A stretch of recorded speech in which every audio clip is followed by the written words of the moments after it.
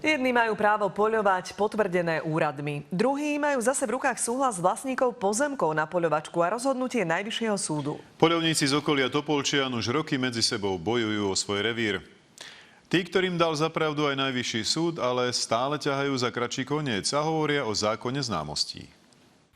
Keď chcete poľovať, musíte mať súhlas od vlastníkov pozemkov, na ktorých budete poľovať.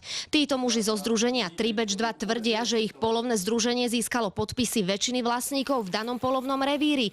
Napriek tomu lovia ich súperi. Nám ostali noči preplač, poľovať nemôžeme so zbraňou a pušky akurát mackovaté skriň. My máme dokladovaných 65%, ako ho môžu mať oni? Ako ho môžu dokladovať oni, keď ju máme my? Krajský súd a neskôr aj Najvyšší súd rozhodli, že pozemky, ktoré patria pod družstvo, nemôžu ich konkurenti na poľovačku používať, pretože nemajú podpisy vlastníkov a zmluva o užívaní pozemkov je neplatná. Lebo družstvo môže zastupovať vlastníkov, pokiaľ má plnomocenstvo od tých vlastníkov. Ale to plnomocenstvo sme mali my, aj máme doteraz. Okresný úrad v Topolčanoch preto konkurenčnému združeniu právo poľovať zastavil, ale neskôr im povolenie opäť vydali.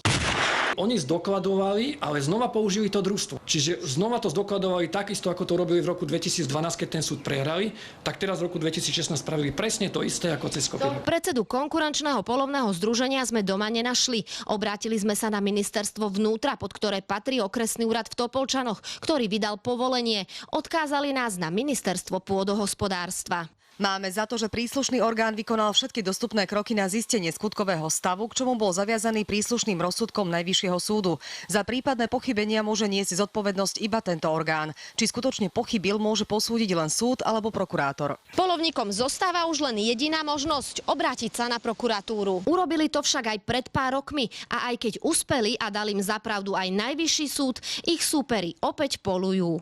Dana Brixová, televízia Markíza.